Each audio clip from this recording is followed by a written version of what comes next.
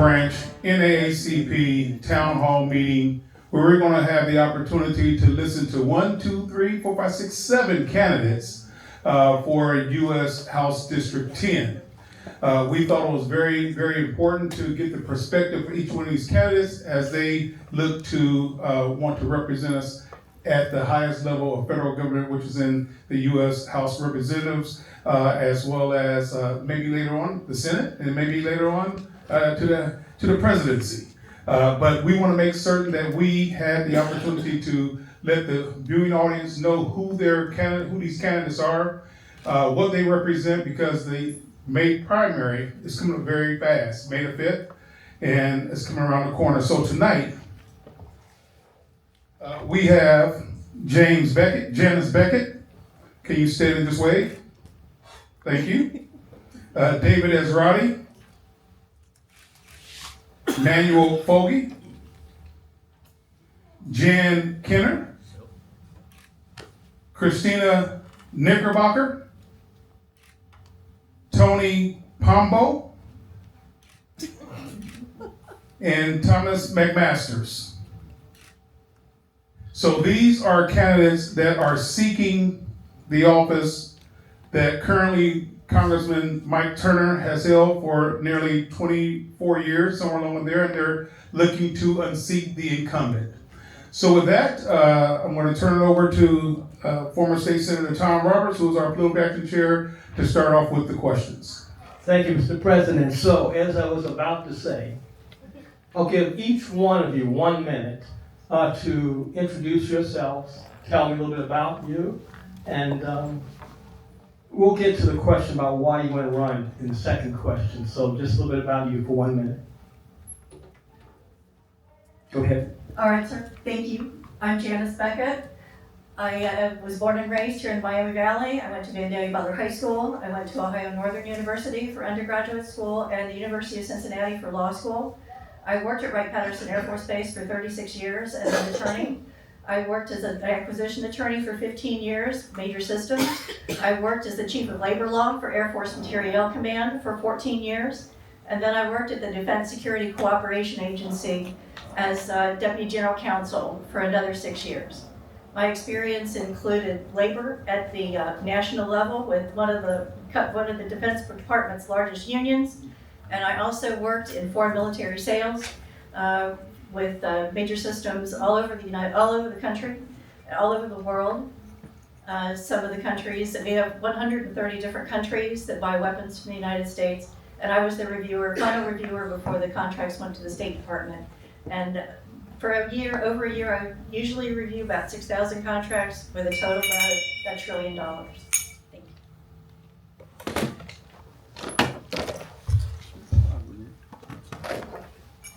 Thank you for coming out. My name is David Esrati. I've been active in Dayton politics and in our community for over 30 years. And generally what I've done is try to expose the corruption in our community. A man in advertising, Bill Bernbach, once said, "Principles have no meaning if they don't cost you something." I've been arrested by Mike Turner. I've been harassed by the clerk of courts, who I'm trying to remove in the Supreme Court of Ohio right now. I do the work that the party doesn't want anyone to do. I exposed on Monday how the party was trying to endorse last minute in a primary and make that decision for you. And just before I came here today, I got an email from Sherrod Brown telling us that he needs money because his opponent launched an attack campaign, and you should give him money, and Kristina Knickerbocker. Primaries are for you to choose, not for someone else. Thank you. Hello, my name is Manuel Foggie. I was born and raised in Cincinnati, Ohio. Went to University of Cincinnati from undergrad, also graduated from the University of Cincinnati School of Law. Moved up to the Dayton area around 2020 when my now fiance was this beautiful lady I got locked in the house with as a girlfriend in 2020 during COVID. And the rest is history from there. I have 5 children. My oldest son is back there tonight for the first time on the campaign trail. And 4 of my 5 children go to the Fairborn Public Schools. And I work in Hamilton County Drug Court, where I advocate for people to get treatment instead of punishment for people that's dealing with substance abuse problems. And I was the vice president and treasurer of the NAACP Cincinnati Youth and College Division for a number of years, where we advocated for the Ahmaud Arbery killing. So hope to have you vote May the 5th.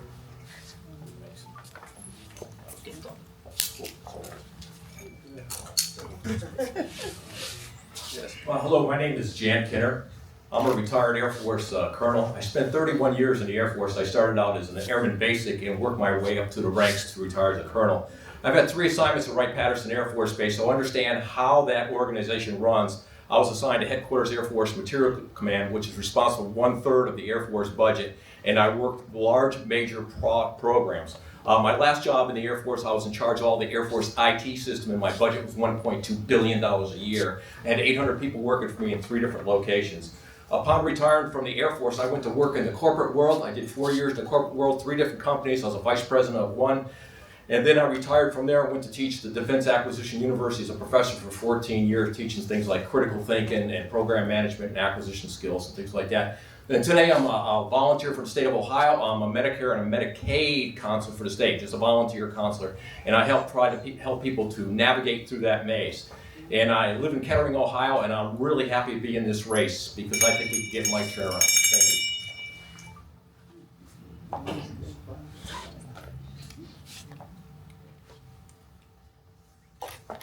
Good evening, everyone. I'm Kristina Knickerbocker, and thank you for having us here tonight.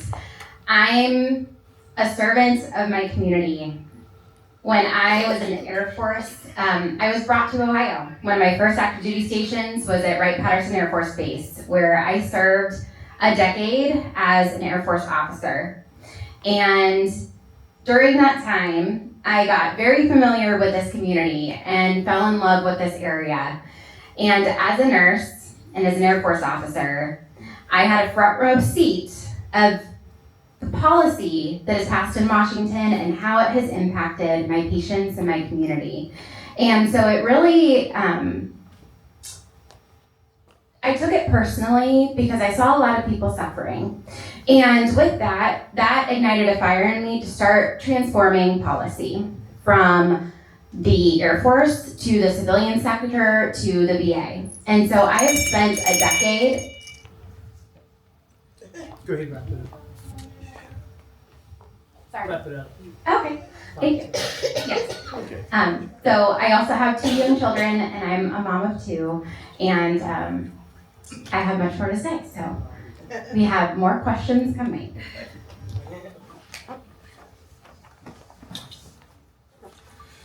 I grew up watching my father come home from 40 years on the Ford assembly line. Hands beat up, back worn down, but he walked through that door proud because he had a union card in his wallet. And that card meant one thing: nobody could take what he earned. My mother built a small business in Hamilton, Ohio. I watched her sitting at the kitchen table at midnight, staring at the numbers, hoping the bank balance would hold to the weekend. My name is Pombo. I'm running for U.S. Congress, and that's where I come from. I lived here my entire life. I went to Wright State University. I worked at Wright-Patterson Air Force Base as a civilian computer engineer. I went door to door as an electrician all across this district long before I ever thought to run for anything. I've seen the late notices pinned on the fridges. I've overheard the conversations. How are we going to pay Tony when I can't afford a car payment? When Mike Turner makes this race a test of who knows this district, I will answer him with my own life experience.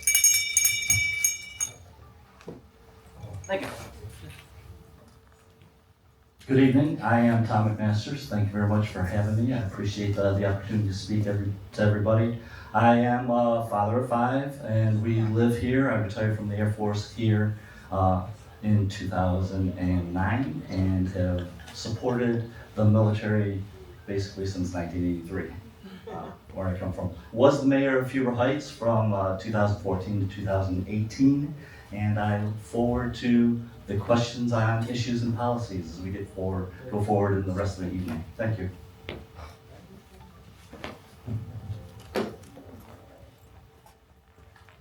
Okay. Technology. Tell me if I'm wrong. 1, 2, 3, 4, 5, 6 are running against each other, correct? That's correct. Correct. In the May primary. Right. So the listening audience and to the audience, these 6 individuals are running against each other. Keep that in mind. This Mr. McMaster is running as an independent. Libertarian, thank you. And it's my understanding you automatically go to I am on the ballot for November. And Mike Turner would be the only Republican on the stage, and he would automatically go to November. So just so we are all clear on who's on stage and who we're listening to, is our communication person here? He's set up and ready to go. All right. We are now we were live over here. Now we're live here he's our communication person for the NAACP. This Congress is making us go back to learning our history, learning our Constitution.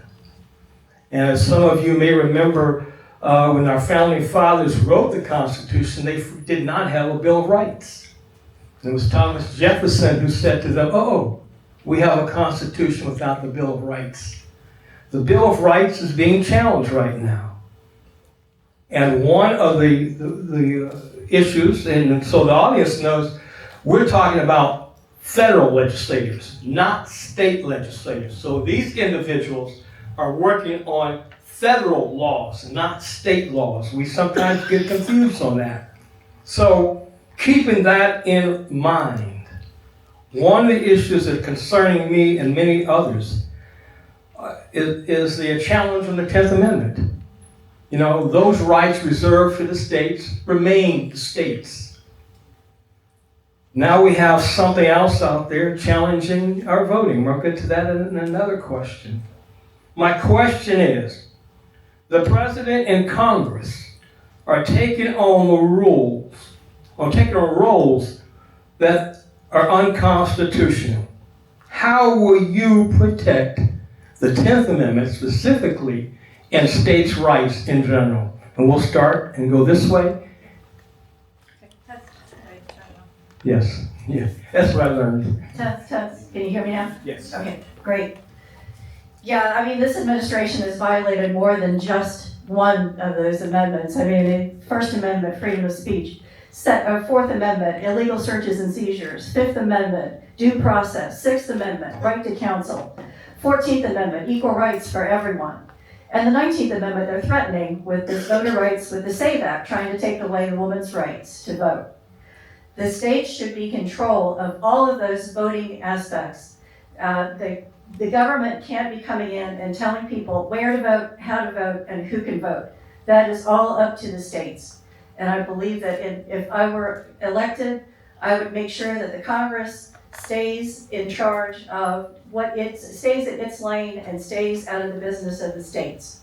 Now, we have to have a Democratic majority in order to make that happen, because the Republican Congress is sitting on its hands and letting Donald Trump do whatever he wants to do. So we definitely have to move in and do something to stop the downward spiral. Thank you.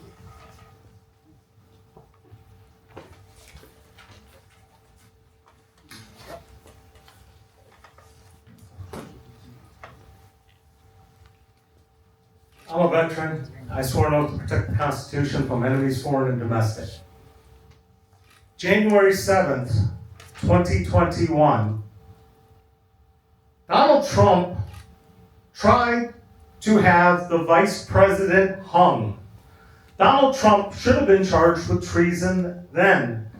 Ever since, he's gotten away with breaking every single law known to man and violating every norm, pissing off our allies, destabilizing economies, going and telling people who were born in this country that they don't belong here. I'm sorry.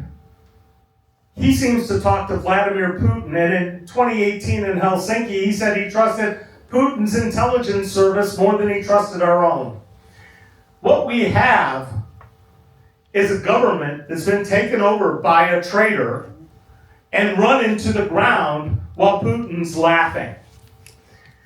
He needs to be removed from office, as do all the people that have gone along with him, including Mike Turner. Mike Turner had opportunities to impeach Donald Trump, and he did not. I will not make that mistake. And his only candidate standing up here who has actually tried to remove a public official who committed crimes in office, I will do it there like I'm doing it here. Mike Foley pled guilty to a felony. The Ohio Constitution says that's not okay. Our prosecutor wouldn't do anything. The state wouldn't do anything. We have a corrupt system. And the only way it's going to get fixed is if you send fighters to Washington, D.C. And I am tired of waking up every morning to see something new that Donald Trump did that's like rabbit, squirrel, distracting us from all the laws he's breaking. So let's get rid of Benedict Trump and let's get our country back. Thank you. Let me ask a question. Is the other mic being passed around? Right here. Okay. Yeah, Do you have it? yeah, the little one. Yeah. The little one. Good, thank you. I'm sorry. Go ahead. Start now. Again, my name is Manuel Foggie, and about the 10th Amendment. So when I go to Congress, I will stand up for the 10th Amendment because I believe that local jurisdictions should be able to solve their own problems. Let's go back to the basic question about the 10th Amendment. Because I can't tell you in Washington with people that's from Texas and South Carolina how to run Ohio District 10. It just don't work. Just like a couple months ago, Mike Turner came down here and said we have a huge crime rate problem down here and we need to put a Band-Aid on an issue that wasn't an issue. Let's go to Congress and let's bring jobs back here. Let's bring safety back here and let's bring real opportunity for young people to thrive right here in our community. Because me and another colleague of mine, we have to go outside of our district to get a career, to get a job, and to get opportunity here in our district. So what happens to the 10th Amendment? If we go to Washington and we strip what we have left of our local power, what we have, then we're not going to have any power. And that's what they want to do. So also, I will join Mr. Esrati into standing up to impeach Trump again.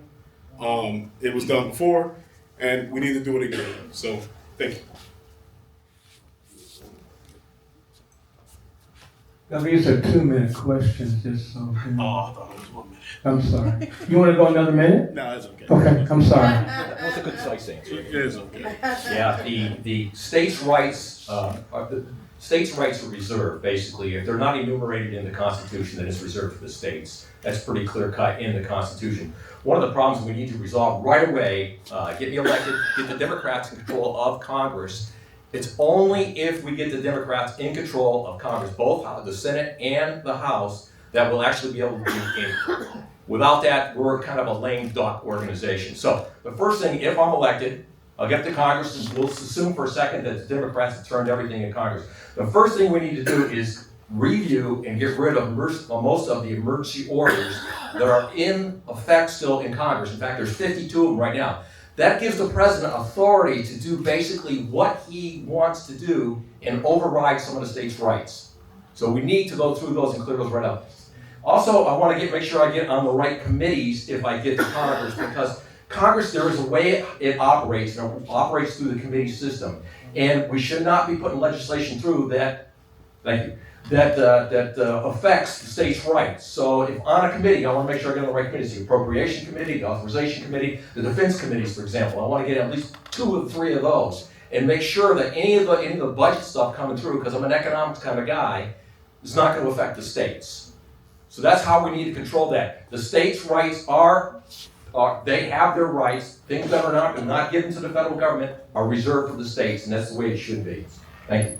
Thank you. I don't want to distract the candidates, so it's a 2-minute question. You'll be given a 1-minute warning, then a 30-second, then stop, okay? So that's the timeline we're going to follow. 2 minutes, 1 minute, 30 seconds.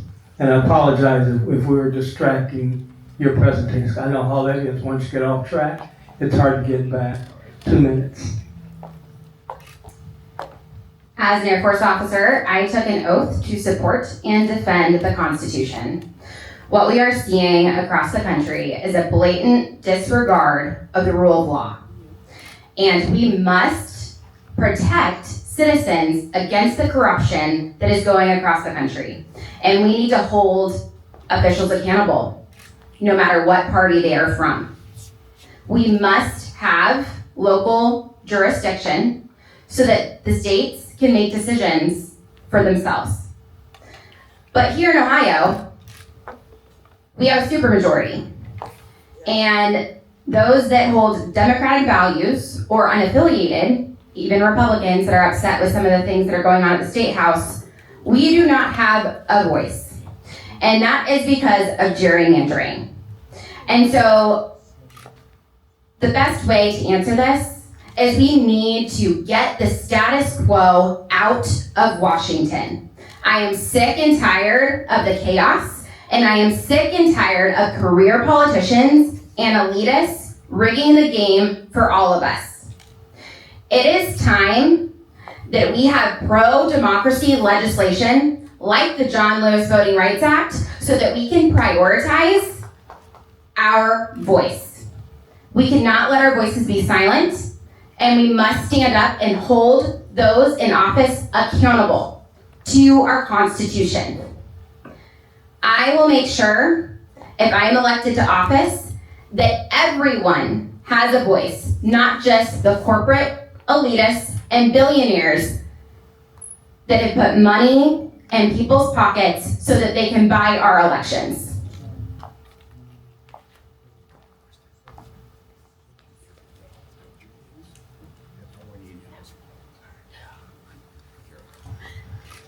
Let's be very clear on this. The Constitution is not a suggestion. It doesn't have an asterisk that says, choose to follow it if you feel like it.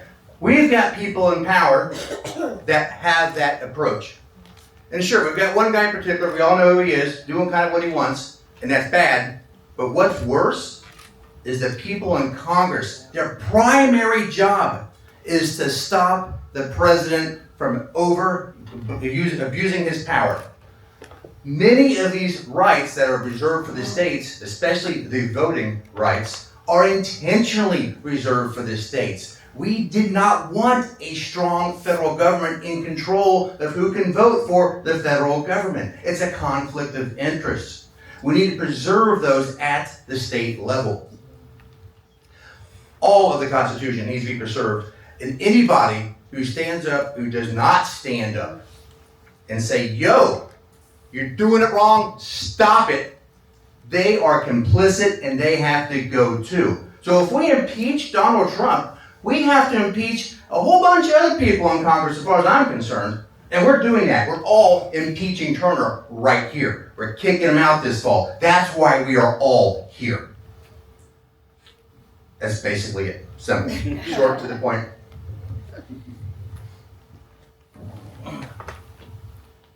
Thank you. Again, I'm Tom McMasters, the Libertarian candidate. The 10th Amendment, it's interesting that came up as like the first question, the priority question that we come up here. The 10th Amendment was always a subject for Republicans up until recently, where it was always, well, we don't like what the federal government is telling us, so let us take it back to the states. So first of all, let me state my going in position is that the lower down on the totem pole you can make policy, the better. So if it's local government, it's better. Communities, state government, federal government. But when it comes to the Constitution, there's a reason why you have courts and stuff to interpret what we're talking about. So unfortunately, I don't know exactly which particular violation of the 10th Amendment this question was prompted by. So I would myself personally like to answer that question based on the issue at hand, right? Because unfortunately, the Constitution can be interpreted in many different ways. And so my going in position is, yes, I support the 10th Amendment, but there are certainly cases where the federal government has had a policy that has benefited the whole country, that is not enumerated within the Constitution itself. So, sorry to be elusive on that, but it's as definitive as I can be on that. Thank you very much. I mean, that's basically, I think most people have no clue. And let me just take a privilege at this point. Tell me a little bit more, 30 seconds, about the Libertarian Party. I think we know what Democrats and Republicans stand for. Independent. Libertarian independent. Where does a Libertarian stand? 30 seconds.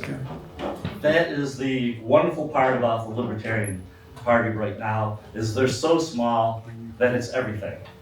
All right, it's a place where anybody can help define the party. Now there are premises, right? And the main premises that I get is you can't tell me what to do, right? But basically, I mean that's basically it. I get to define what it the is, right? Okay. I get to define what the Libertarian Party is because I can say I'm a Libertarian, and that's the way it goes. So you will find people, I'll get in debates with people that think there should be no government, Right. and we should go back to wagon trains. It's like, oh my goodness. All right, we can't have a government based on wagon trains. And you'll say, well, there should be no taxes. Well, there can't be a government with no taxes, right? So. I love wagon train, my favorite westerns. If there are any questions, there's a pad here. I'd like you to write the questions so we can put them in the format and ask them the questions. Let's stay with this because NAACP has general principles and issues we've always advocated for. So voting rights and states' rights are right up there. Reform of criminal justice is right up there. Women's rights are right up there. So we have, if you go to either the local or national website, you will see what we stand for. But states' rights and voting rights have always been among them. And so I'm going to stay with voting rights because not only has Congress got it voting rights, the U.S. Supreme Court has, but one of the things I've learned in my political career is they give something a fancy name like Safeguard American Vote Right Act, right? Safeguard American Vote Act. SAVE. They're protecting our right to vote, right? I'm going to start with you and go this way now. What would be your position on the SMART Act legislation? It's been, I think there were at least several votes on it. I don't know if the number was 3 or 4, but since 2022 it was re-voted on just last year. I'll let you answer the question. What would be your position on the so-called SAVE Act? So my position on any of these things that have a false name like that is to not fall into the trap of saying, I'm against the SAVE Act. It's not the SAVE Act, right? You're not saving anything. So don't call right to work and say stuff like, I'm against right to work, right? Because it makes you sound foolish, right? It's not a SAVE Act. And people should not be falling into the trap of calling that like that. So my position on this is everybody wants legal voters to be able to vote legally. They want people that aren't able to vote not to be able to vote. That's pretty obvious, right?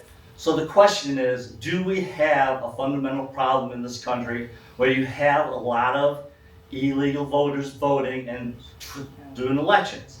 Well, I've always hated when people say, well, we haven't ever caught anybody, so therefore we don't have a problem. Well, if you're not looking, you can't tell if you got a problem or not. But over the last 2 years, and since Mr. Trump was in office, they put a lot of effort into seeing if we have a problem, and they can't come up with anything that shows it. So the question then is, will this act hurt people that want to vote that can't vote. And yes, it will. So it's a solution that doesn't need fixing right now. I fully support looking at our votes every time to see if we have a problem. If we have a problem, correct it. If not, then you don't need to do something that's going to alienate voters or keep people that are eligible to vote from voting.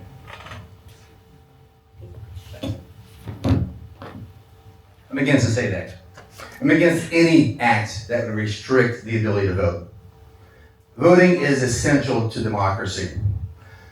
We should be making it easier for people to vote, not creating a bureaucratic maze you have to navigate to earn the right to vote. Without adequate representation from the people, small minorities can take over. We have a situation, I saw a poll recently, that 75% of Americans, this shocked me, 75% of Americans, when polled in a non-political questionnaire, identified as being more liberal than conservative. Do we see 75% of our elected officials being liberals instead of conservatives? No, it's more middle, right?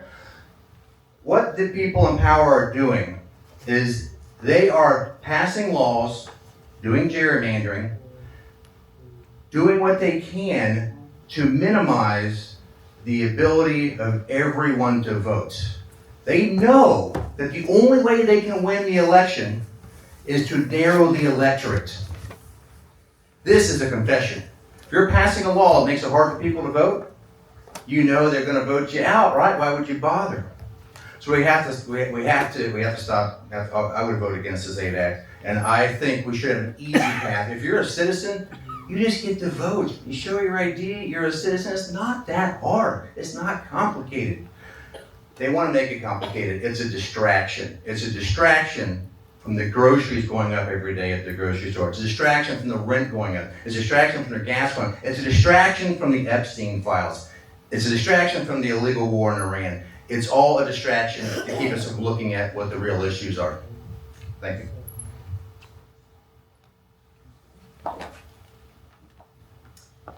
So we are seeing misinformation and disinformation across the country due to the primary source of news, which is now social media. And because this disinformation and misinformation is being misinterpreted, we have a large part of the population being misinformed about legislation that's being passed. With the SAVE Act, many people think it's protecting the right to vote. We all know in this room that it's actually taking many, many votes away. And women have only had about 70 years the right to vote. We have seen people across the country fight to have the right to vote. And I stand here now in 2026 fighting for the right to vote. We must, there's a hole here, I'm going to try to open it so I don't slip in it. We must focus on those who are having barriers to voting. We know we have the safest and fairest elections in the world. And because of that, we must focus on the barriers of those that can't get to the polling locations. We need to make it easier for our military members to vote. We need to make it easier for those that can't afford to miss work. We need to make it easier for those that may not have transportation. There are so many things that we need to do to expand the right to vote, and it is not in the SAVE Act. We need to pass the John Lewis Voting Rights Act so that we can focus on the right to vote for everyone.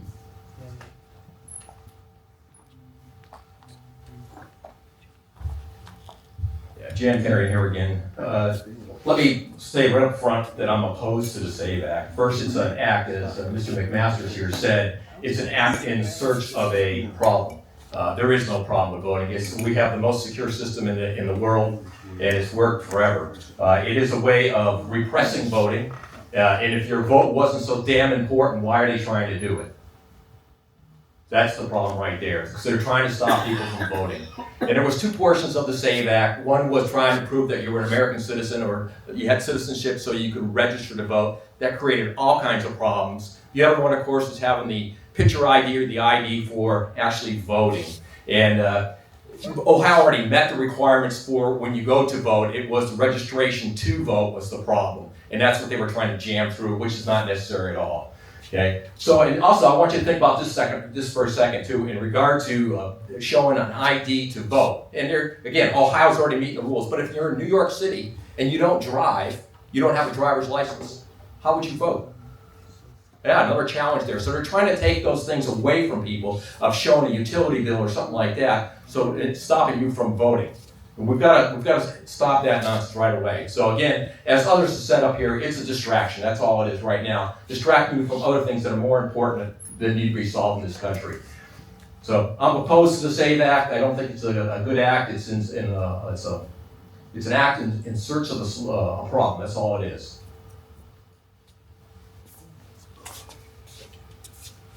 Hello, Manuel Foggie again. So I do support secure elections. But what I don't support is scaring someone out of an election. And that's exactly what the SAVE Act does. And when you scare someone out of an election, guess what that's called? That's called voter suppression. The last time we had voter suppression, guess who they took out of that voting area? People of color and women. The two strongest population that we have in America that's driving for change.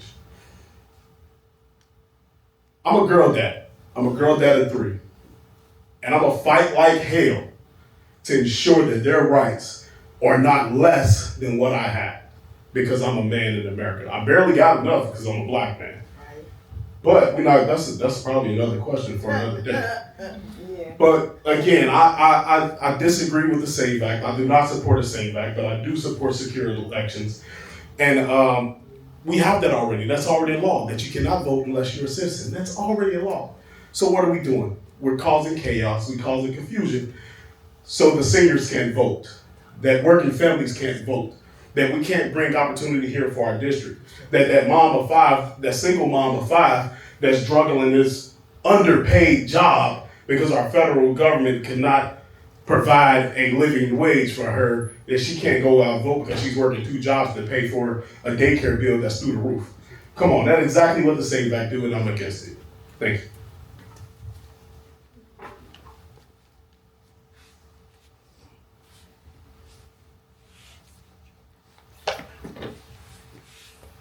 I'm David Esrati. How many of you, does anybody know what I do for a living?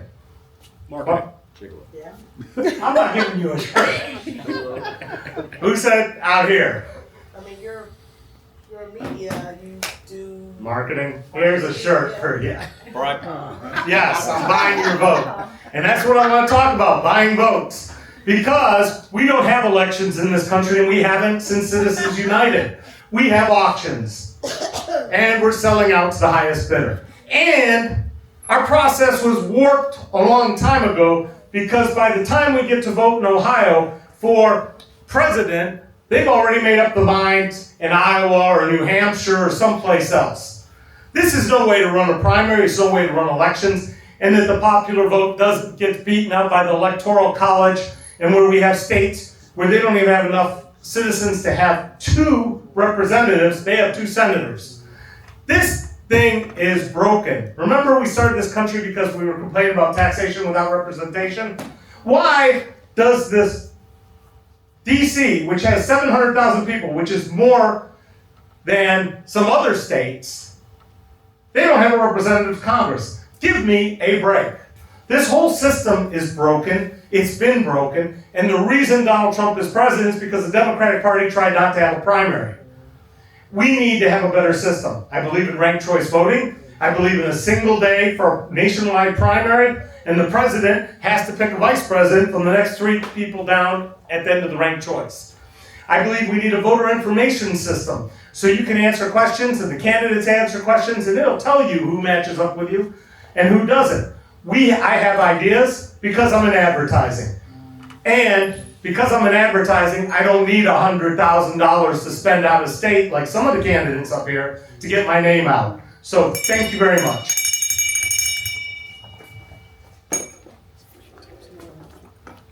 You've already heard me say that I'm opposed to the SAVE Act. I think it does a lot more than just create a voter ID requirement. It actually has a provision that will require you to prove citizenship, and a lot of it will hit, I think, married women especially who took on the names of their husbands harder than it would any other contingency. Because if my birth certificate doesn't have Beckett as the last name, and so I would have to prove in some other way that I am a citizen. Thankfully, I have a passport, but if you don't have a passport, you might have to go buy one, which is a poll tax, which is also unconstitutional. Any woman that has to pay additional funds to prove that she's a citizen because her married name does not match the name that is on her birth certificate would have to pay something, and that would be a poll tax, which would be illegal, and I would oppose that. It frustrates me when I see John Husted going on TV, who is the sponsor of this bill, who keeps saying it's just an ID law. It's not just an ID law. It's a lot more complicated than that. And it would end up disenfranchising several women especially, but even someone who can't find their birth certificate. I mean, how many people, I keep a copy of mine, but how many people might not have a copy of their original birth certificate? Again, you've got to go to the clerk of courts to get a copy of your birth certificate. Another type of poll tax that you would have to pay. I believe that anything that would require you to pay an additional money just for the right to vote, which should be the right of every American citizen, regardless of age, race, color, creed, or any other reason, is illegal and should be avoided. Our elections are as safe as they have ever been, and I don't see any reason why we need an additional law to just confirm that that's already true. What I fear, honestly, is that the Republicans are going to wait until right before the midterms and pass that legislation, and Donald Trump is going to sign it, and there will be several women who will not be prepared and will not be able to get a passport in time. Thank you very much. Before I ask President Ford to ask some questions, let me do a quick lightning round question. Yes or no? As congressman or woman, would you vote for Election Day to be a national holiday? Yes. The what? Yes, July 4th. Yes. July 4th, okay. July 4th, our Day of Independence. Okay. Yes. Yes. Yes. Of course. Yes. The question was, there's been an ongoing discussion, should we have Election Day a national holiday so everybody can go vote? And it's something that I'm seriously considering promoting on the state and national level. Would you make it mandatory though, sir? You would have a national holiday, but would it make it mandatory for citizens to vote? Let me ask you that. Would it make it no, optional. Okay, gotcha, thank you. Yeah, and President Ford has a series of questions, but I remember when I was in the legislature, Senator McGlynn had a bill that she labeled none of the above. I thought, well, Ryan, that's the dumbest thing you could. But now I think it makes a lot of sense. The way we're taking people off the rolls, purging the rolls, because they have chosen not to pick any of the above makes no sense. So, Ryan, you were right. President Forward. So as you know, last year campaign promise of 47 was that he was going to run his playbook for 2025, and in fact he's done a great job at executing his playbook. And part of that playbook was eliminating DEI, diversity, equity, and inclusion. But I tell people within NAACP to make certain we continue to demonstrate extraordinary integrity. So while we fighting to get DEI implemented back and or hold people accountable who has gotten rid of DEI, we are telling people to continue to demonstrate extraordinary integrity in the process of everything that they do. So the question is, because when I think about DEI, the question is, the 10th district spans over multi-counties containing rural, suburban, and urban areas. So that's diverse, right? Diversity, equity, inclusion. Rural, suburban, and urban. The constituency is very diverse amongst those territories that you are looking to oversee. If you are elected, how do you propose to meet the needs of your entire region and its diverse populations? As you know, a lot is always said about Wright-Patt Air Force Base. Well, how about these other communities that you're going to represent? How do you propose, as the individual wanting to seek this office, how would you propose to go about including your entire constituency? And because there's going to be some laws that if you try to implement, that will have an adverse effect on maybe two of your areas that you want to be able to represent. Tom. 2 minutes. 2 minutes. The interesting part about this, of course, is you have to look at any specific law or issue that comes up, right? Are we talking farms, right? You see data centers right now, people talk about data centers and they don't want the water use and they don't want the power use. And then you have solar farms and they don't want to have solar farms or farms because everybody likes farming and that. So it's a specific issue of what we're talking about, because you will see some farmers out there that are going, well, don't destroy my rights to be able to sell my property and make a profit off of my property. And we had the same kind of thing going on in Huber Heights, where they wanted to, they did annex part of Bethel Township, and you had a lot of people in Bethel who didn't want to be annexed, but the farmers definitely wanted to be annexed because they were selling their property, right? So unfortunately, without knowing exactly what the issue is that we're talking about and who's going to be traded off, that's another answer that you can't give. All I can say is that I have the capability and I have the desire to hear from all sides and to take into those arguments from all sides to be able to make a decision that is best for the entire community. And yes, some people will be not happy with that decision, but I believe that our standard of living will be best with the decisions that I make. So follow up to that then. So if you, in terms of suburban, urban, and rural, what is the percentage breakdown that you would invest your time in those particular three areas? Suburban, urban, rural. Just give me the percentages and then we move on. And then each one of you all answer the same thing after that. Suburban, urban, or rural. I guess, again, it depends on which things are coming up the most, right? Right now, data centers and solar farms are big things, right? And there's a lot that they want to happen in the rural areas for that. So that would be pretty high at this time. But then there's other areas where the urban areas certainly need a lot more. So I would expect that you have the most people in the urban areas. I would spend more time in urban areas at the most time. And but I do like keeping our farms and stuff as well, so it'd probably be pretty close to 50-50, especially, with all things going on with solar farms and data things right now.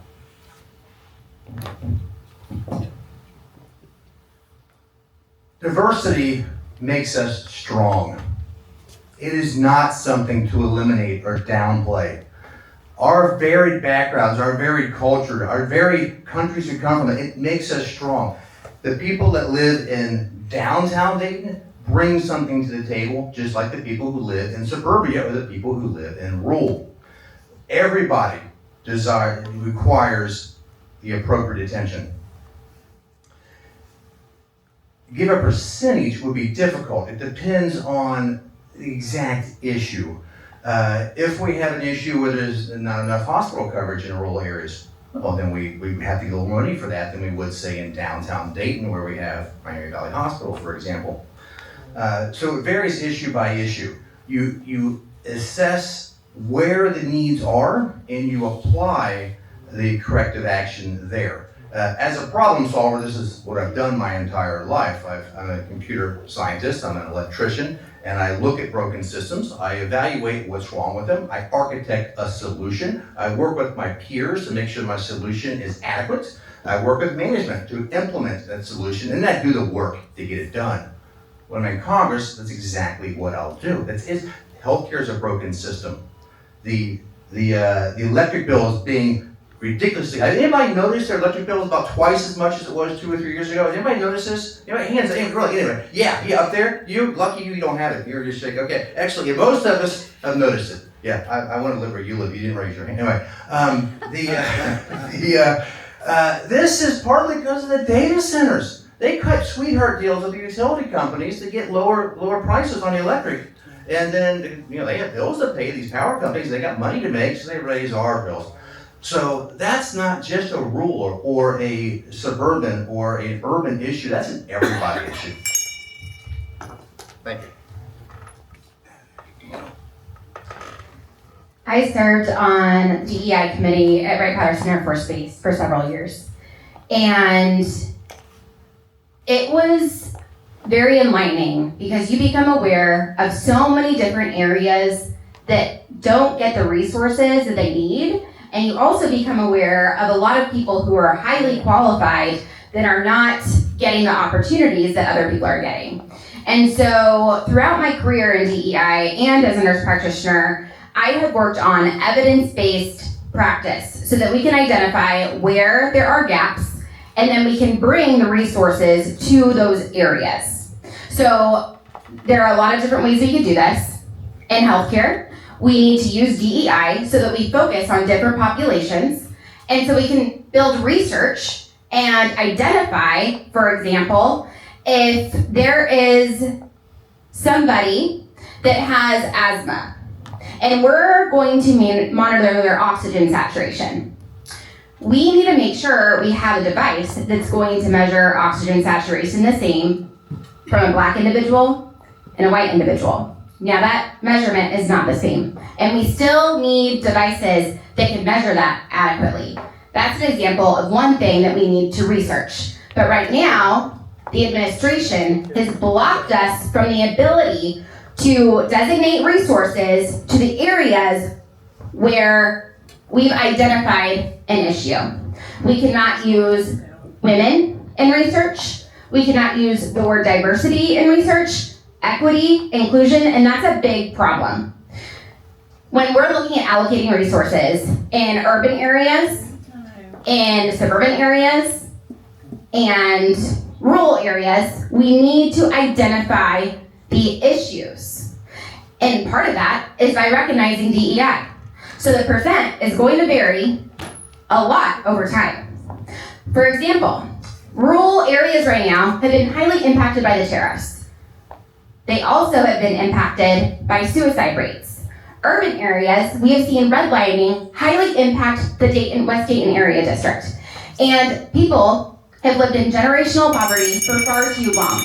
There are many other issues we need to address, and hopefully we can talk about it more with the conversation. On the question of DEI, it brought, the minute that he asked that question, it brought back a memory I had of when I went to officers training school. And my roommate, one of my roommates, he was from Pierre, South Dakota, and he had never talked to a Black person in his life. I'm not kidding you. And then, of course, I was brought up in Vermont, and the population of Black people in Vermont is 2%. And that came back to haunt me later on, believe it or not, because I was a commander in Vermont of an organization up there. And at that time, they were telling me I was not hiring enough minorities into the organization. And I kept saying, I don't have anybody to hire. There is not enough qualified people out there. We're looking, and we can't find anybody. And it was unbelievable to me. But in regard to DEI, I was in the service 31 years. DEI makes us stronger. There is a hierarchy of rank in the service, but there's no hierarchy of ideas. Not at all. It doesn't matter who it is. My best program managers that worked for me in my last job when I had all these people working for me were the absolute best were the women. They just were so detail oriented. They got it. And they had a way of talking to people who understood things. It was the best thing in the world. Now, in regard to the question about urban, suburban, and rural, and you got to put it in context. It's the question. A program manager would say it depends. It really depends on what the issue is at hand. Okay? If you look at the population of this 10th district right here, about 78-79% of the population is white. About 22% is black, and then the rest of it is a mixture of different cultures and ethnic backgrounds. Okay, so it depends. It depends where you are. If it's a farm bill, certainly you would be involved in that. But how would you make people get involved in this? You sit, you have meetings, you talk to people, you listen to what they have to say. I've been up in Campaign Trail, I've been up in North Dayton, I've been talking to both folks up there. Their perspective on things compared to the rural areas is completely different. It's completely different from what it is in Oakwood and Beaver Creek and Xenia. And it's different from what it is in Trenton. Totally different perspectives, different opinions. So you have to engage and talk with the folks, and most importantly, listen to what they have to say, because what they have to say is very important, and take it back into any kind of legislation you want to do. Remember, the job of a congressman, there's two things you have to do: represent the people and pass legislation. And you got to make the legislation is good for everybody in your district. And you can't satisfy 100% of the people. You need basically a consensus. You just got to have people buy into it. Okay, thank you. Who's the best to talk about DEI versus someone that's DEI? If it wasn't for DEI, I wouldn't be able to sit up here where I'm at right now.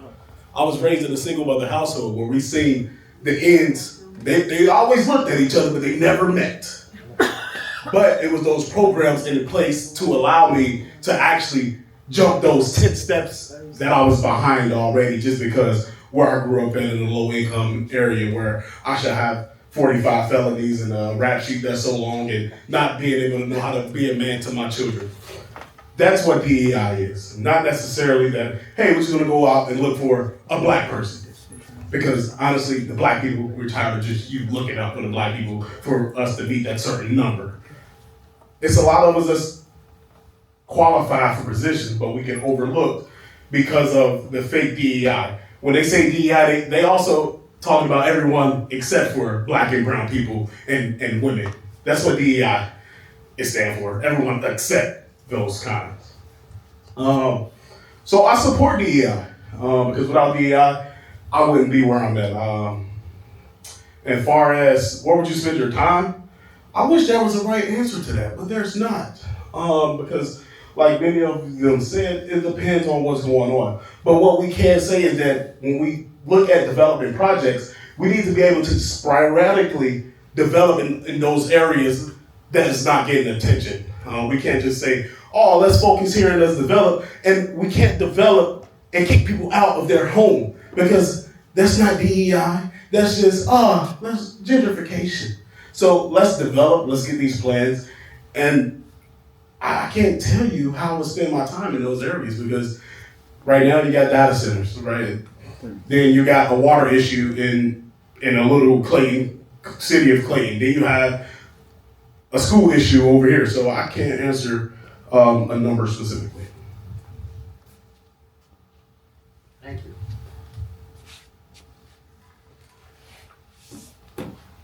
Why do we have the words diversity, equity, and inclusion?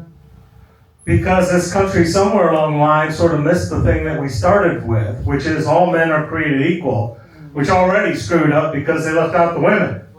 Okay? Let's talk about DEI as a distraction. Okay, Manuel's wrong. He's not the only one here to talk about DEI. I'm a service-disabled veteran-owned business, and that's an inclusion thing.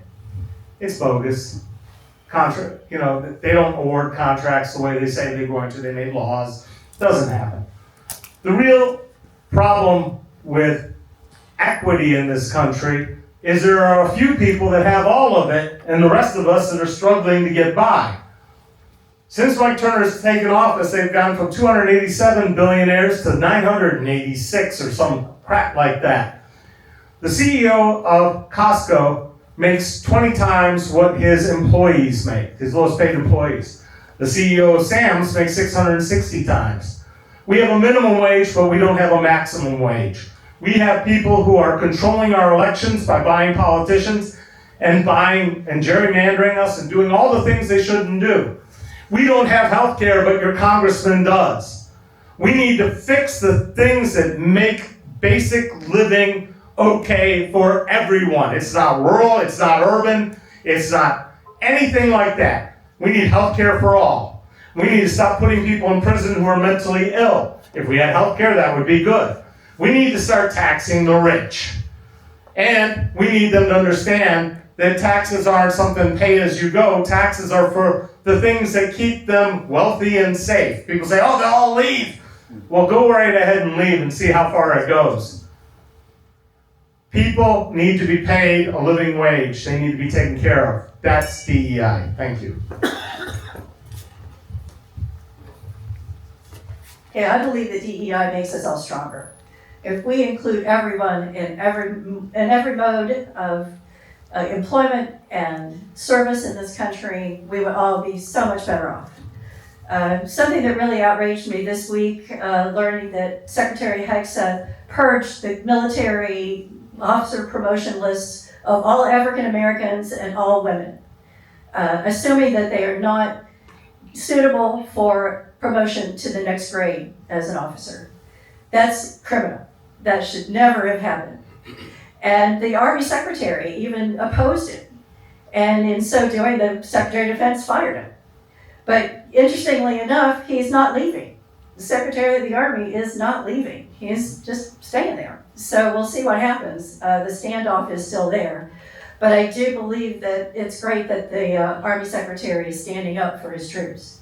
Because those, officers deserve promotion just as much as anybody else, equally with anyone else on the list. I also, when we talk about the proportional issue, I really think, again, like everyone else, it depends on the particular issue that you're talking about. There may be something that benefits farmers, that's really a small portion of the population, but farmers, they make our food, they create our food, they feed the rest of us. So, it's a proportional thing, but in a different way. So you really have to look at the particular issue before you know specifically what you're dealing with. So in that way, I believe that I support diversity, equity, and inclusion. I think it makes us stronger as a country. And I just think this administration is the most racist that I can ever remember in history. Thank you. Thank you. I need just one more question, and that is, the Dayton branch NAACP has been strong advocates for education. Strong advocates for education. When we were founded on May 10, 1915, in that very first year, we raised $96 to further educational outcomes. $96 in 1915 that we raised to further educational outcomes. So anything dealing with education, we're going to be very stern about it, and we're going to be strategic, and we're going to be direct when it comes down to education. So the question is, what role do you believe the federal government should have in public education and private education? What role do you believe the federal government should have in public education and private education? I like that I get to start all the time, and it's good. So, I like the idea of funding coming down, all the way down to the school levels, in the local community. So I like that, and I like the idea of funding research at the college levels. All right, I think that we need a lot more college level research that goes on. So standards, so that we know how we're doing as far as the best way to do things. I think that's a federal government role as well. But as far as how each individual class works, I still believe that that's a community type thing. Now, I encourage a lot more technologies in communities, but that is a community decision as we go through. So I do believe that the federal government can come and make individual schools better as far as funding wise, but I'm not sure that directing anything at that level is in the best interest of the communities. So college wise, education, funding, research, And technology is great, but in general, it's not really a federal task. It should be local communities. Thank you. Oh, then, we'll start with you. Okay, no problem, that's fine. Sounds like I'm almost a libertarian, because I'm gonna say about the same thing. I think that, well, President Carter created the Department of Education during his administration, and I do believe that there is a need at the national level to set standards for all of our schools, because I think he established that the Department of Education, because the standards from state to state were so varied and all over the map. And I believe that we need to have national standards for all the states to adhere to at the macro level. But I do believe that local communities should be in charge of the schools within their community and within the state.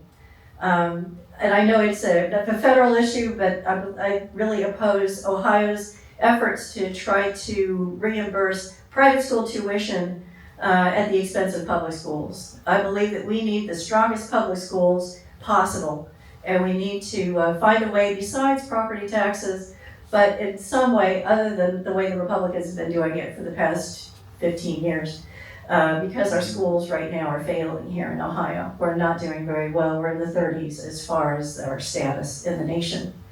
But in general terms, I think the federal government should be responsible to establish national standards that all the states should have to adhere to. But otherwise, I think local communities should be in charge of their schools.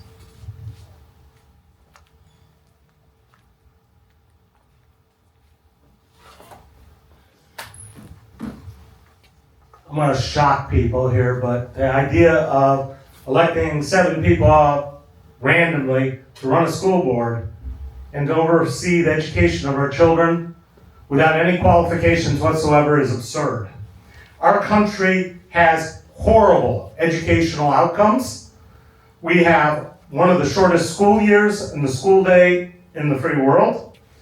We have people who are graduating from high school that are illiterate.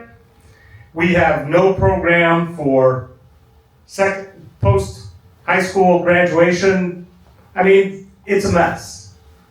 We have 680 school districts in Ohio, all with a superintendent and a board. It's a waste of money. This country is still running on an agrarian calendar for its school year when people need to be able to have their kids taken care of while they're working 2 jobs. So both parents are working. We need a full school day, full school year. We need to have just part of that day for reading, writing, arithmetic, and the other part of the day getting the kids the love of learning. I did a video about this a long time ago. That part's on the books. But here's the thing. After you graduate high school, you should spend a year doing public service. And for that, be it in the military or doing civilian conservation corps, helping our elderly, after that, you get free college. Because people who are better educated and better able to perform in society don't go to prison. They make more, they pay more taxes.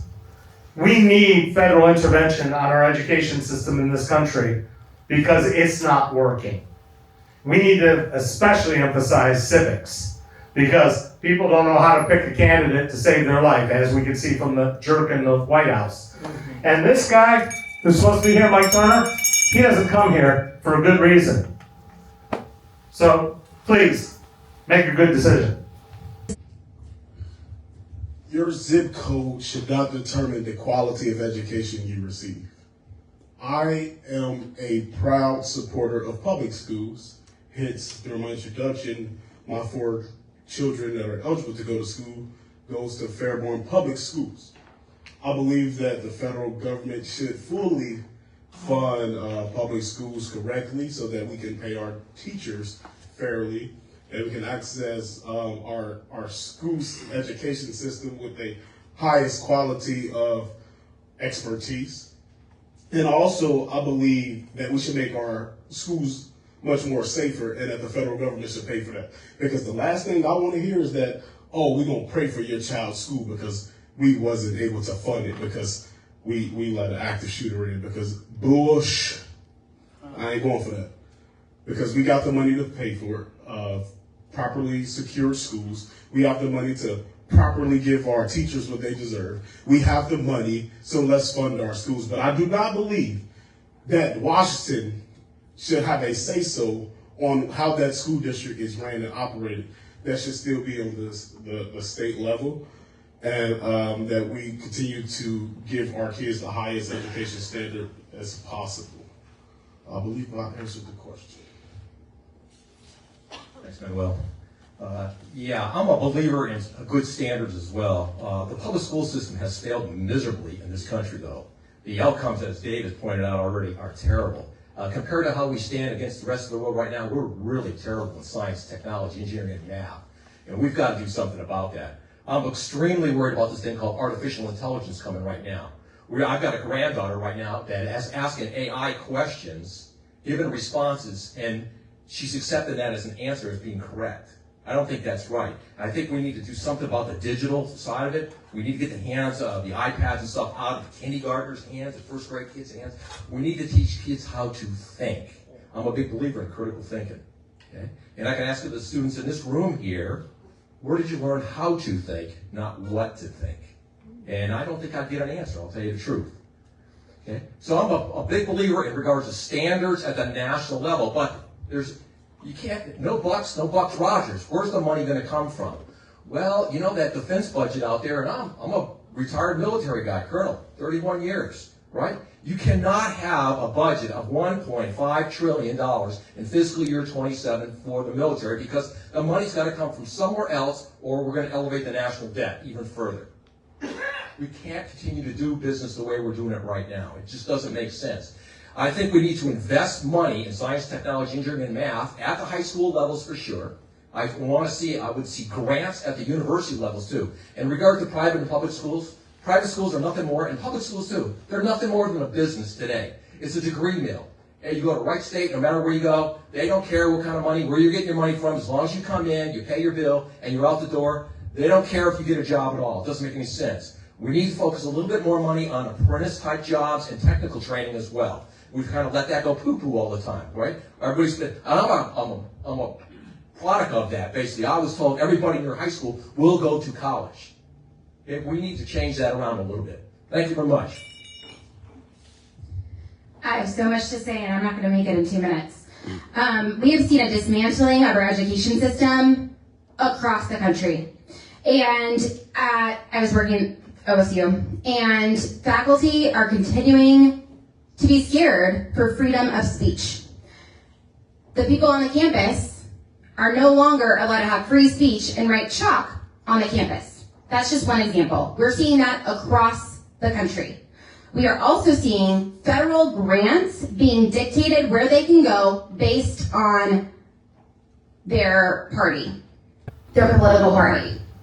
And that needs to stop. We need to have full support and freedom of speech and respect the Constitution across the country at all universities. Now, I'm a mom of 2 young kids. We are fortunate to send my daughter to preschool. It costs $1,000 to send my daughter to preschool. Thankfully, we have one, and it has very low ratios. So teacher to student ratio is 6-to-1. That's incredible. Now, we go to West Dayton. How many people can afford preschool for their children? How many people can get transportation? How many people have the opportunity for one person to stay home and the other person to work, or are both parents working? We need to protect children and provide them opportunities from a preschool level so that everyone has the same opportunity. But here in Ohio, we have disparities all over the place, and they're not being addressed. And so how are we going to allocate federal funding to support this community so that we can allow education to be a part of everyone's lives? To Manuel's point, not just a certain zip code.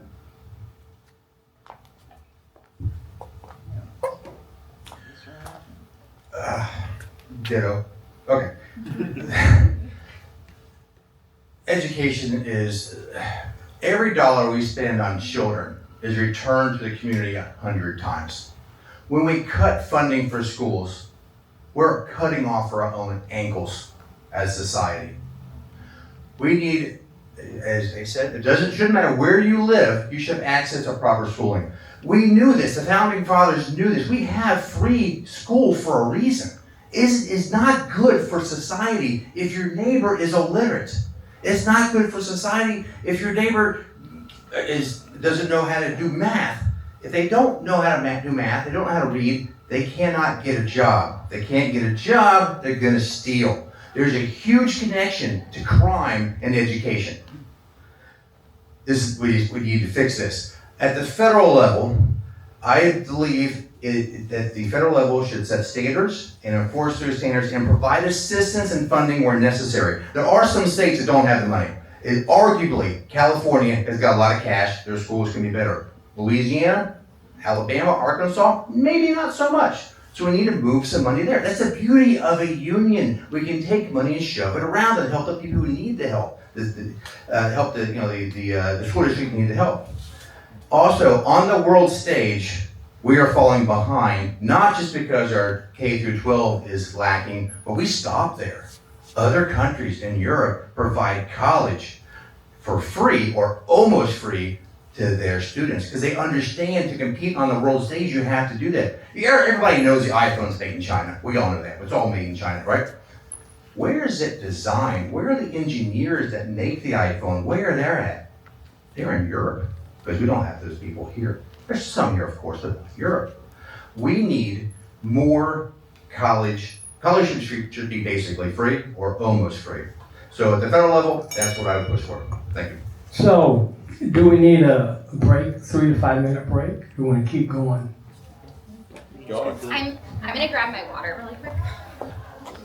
I buy water too. Let's take a 3-minute break if you promise to come back. As I make my way back, because our 3-minute break is about up, I have one question leading into this final round, and that is, in Congress and or at the State House, like our former state senator knows this, you have to be able to work across the aisles to get anything done. Especially if you're in the minority or super minority, I heard somebody say earlier.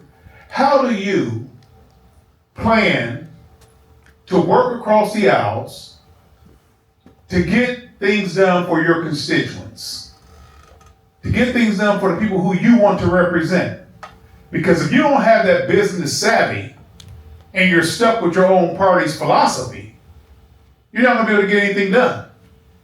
So my question to you, directly to you candidates, how do you plan, what is your plan to strategically be able to work across the aisles to get things done, whether that's in education, healthcare, criminal justice, whatever the issue is? How do you plan to work across the aisle? Can we do this in 1 minute, or do you need 2? 1? And so Can we reserve our extra minute if we need it? Let's not give it away all the way. give it away and I'll take it. Let's start here and go this way. Yeah, okay, in regard to this, I think it's important. 1 minute. 1 minute, right, okay, got the timer going, okay. Yeah, so people have positions and they have interests. And what you gotta do is get away from the positions and look what are the interests of people. So when you work across the aisle with people, and I'll tell you right up front that I'm a Democrat, but if the Democratic Party told me to vote for something that was against the interest of my constituents and I had merit, I would vote against with the other party. I would do that based on the merit of the legislation in effect.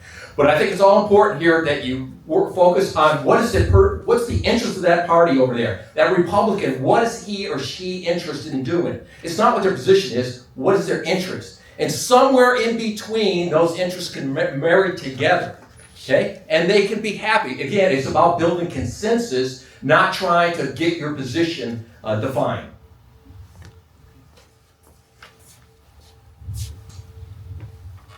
The group dictated a different way. I said this way, but you go that way. It didn't matter. It didn't matter. Libertarian. Yeah. Okay, so as a nurse, I take care of patients from lots of different political parties. in the Air Force. I work with people from lots of different backgrounds. And we build relationships in order to get things done. When we're trying to save a life, we work together to save a life. And that's what we're gonna do if I get elected to Congress. It's going to build relationships across the aisles and appeal to emotion, because so many things in both parties are focused on emotional decision making and stories and how people have been treated and how certain experiences have been in their lives. And so how do we focus on certain issues by appealing to the other party and focusing on the impact of how that's going to impact everyone That's cool. in the country? And thank you. I'm going to give you that minute back. Eventually, it goes to the next person right now. We're going to ask a 3-minute question next. Okay? And because I think all of you want to explode. You want to tell all your business. So after this question, I'm going to ask a 3-minute question. Okay? So you're going to get that minute back. I promise. It's real simple. Everybody in Congress, regardless of what party they claim to be from, wants to do what they think is best for the American people. It's just their approach is different. I will work with anybody who wants to do what's best for the American people. Absolutely. If a proposed legislation and it's not going to help the people, but it's going to say help the, drug companies, that's a no. When it comes to defending the wellness of the people, never compromise on that. But I will reach across the aisle on everything else that doesn't hurt the people. I'm there. We need to reframe the question to reach the other side. Real quick example, all the time. Climate change. We've been talking about climate change forever. Republicans don't believe it, but because we've been saying the same thing for 40 years, that's why they don't believe it. We need to rethink that, and I have a solution for that. I don't have time for that here. So this is actually one of those questions I wish was a 10-minute question, because it fits a lot for what I have to say. And I'm going to be elected as a Libertarian. So therefore, there aren't going to be a lot of Libertarians in there. So I'm going to have to choose, or the other party's going to have to choose if they're going to let me caucus with them. Obviously, I would like to pick the party that has a majority. And I can have that choice either way. It's just whether I can stay in that party, because I am an independent and I'm going to vote the way that I want to vote. And if you look at my YouTube channel, you'll see that it was originally titled, I am a Tom McMasters Democrat, I am a Tom McMasters Republican. Because I get into all these conversations and people say, are you a Democrat or are you a Republican? And I'll talk a while, and if they hate Republicans, then I'm a Republican. If they hate Democrats, then I'm a Democrat. Right, and just that's the kind of the way it turns out to be. So I wish this was a 10-minute question. I'm interested to see what this 3-minute question turns out to be. Thank you. Thank you. So the 3-minute question is not this question. Where do I go? We've done this You before. still have to speak. Sorry, thank you. You got 30 seconds. No, great. No, I think common ground. You know, you got to find common ground. We all have, as Jan was saying, we all have constituents who have interests, and you need to, first of all, to harp a little on Mike Turner, you have to have town hall meetings. You have to come and talk to your constituents. You got to understand where they are and what their interests are, what they want. And then you take that with you to Congress and you try to find other legislators whose constituents have the same interests, the same priorities. And you find them and you try to find common ground and you find to do what best you can with that situation. I negotiated, but most of my career was about some kind of negotiation, whether it's a major systems contract or a labor agreement. And in all of those cases, you're going up against somebody whose interests are diversely opposed to yours. And we found ways, always, to find some kind of common ground. If we didn't, there were occasions when we had to go to court. But nobody wants to go to court. You always want to try to work things out, because court is expensive and you don't want to do that if you can avoid it.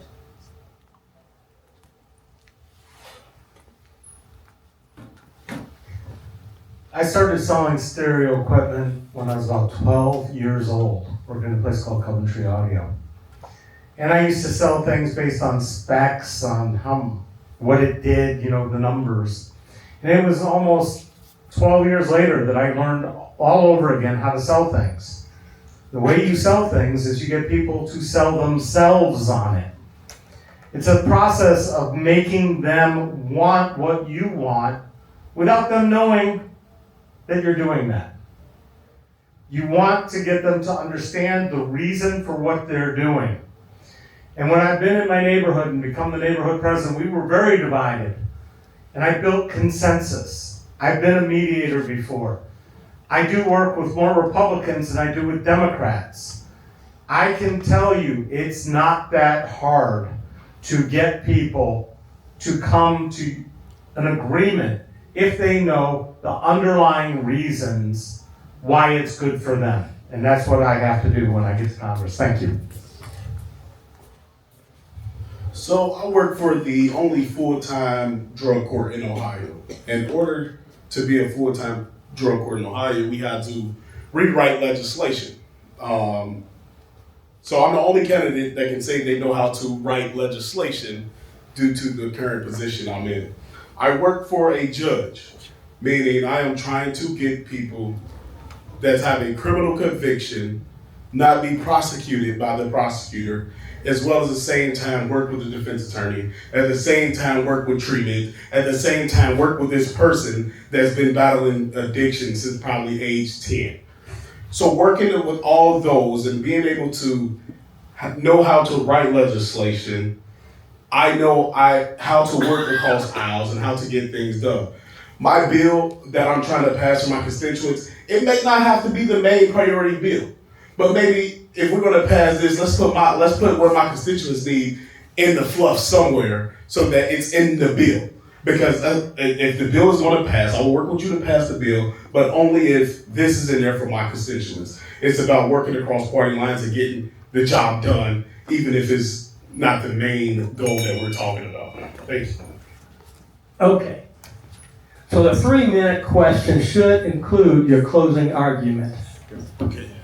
There was one question from the audience, but I don't see, yes, she's still here. I'm going to add it to the last question.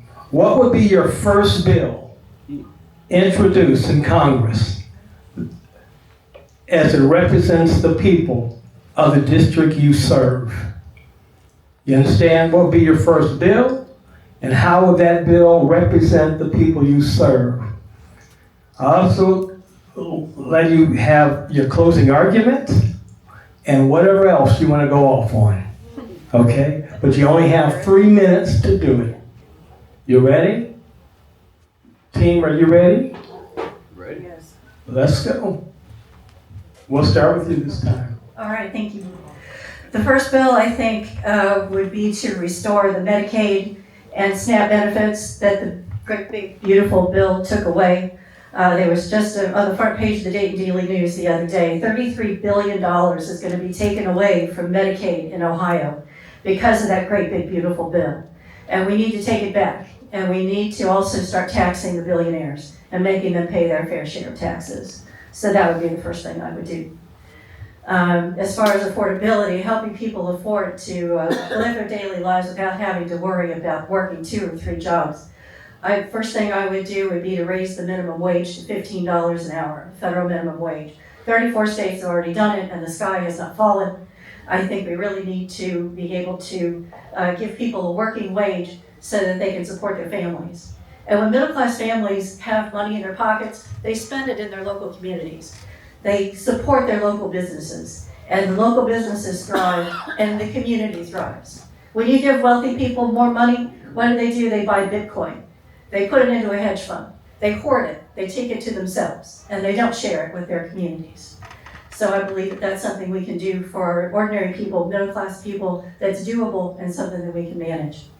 As far as healthcare, I'm a fan of Medicare for all.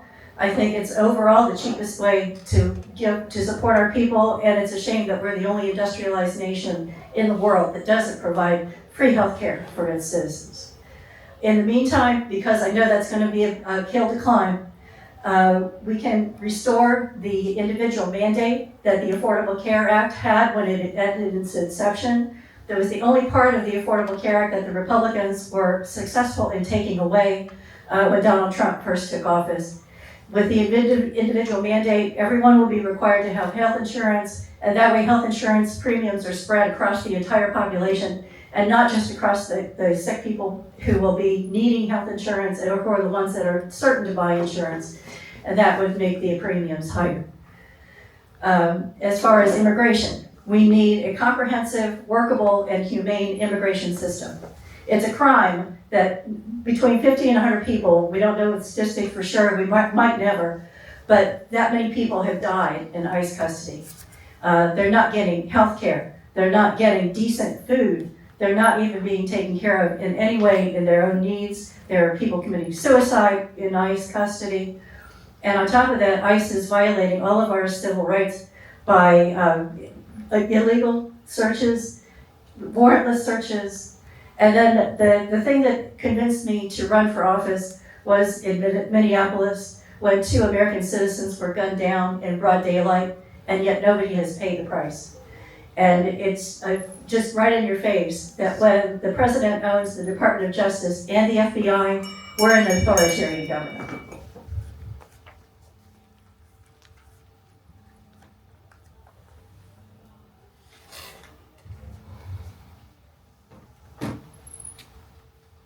It was a while back, 6 or 8 years ago.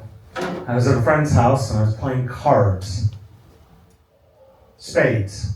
With Dave Chappelle. And Dave was asking me, what's it take to run for Congress? He's a bright guy, asked some really good questions. And I said, you could win. You've got name recognition, you've got money, and you're smart. And we had this conversation over this game of cards for 3 or 4 hours. And at the end I said, so you're gonna let me get you up and running? And he said, I can't do it.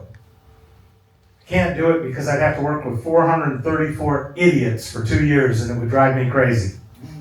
Now that's Dave Chappelle's take. But I'm gonna tell you, I'm getting elected to Congress. It's 1 vote out of 434.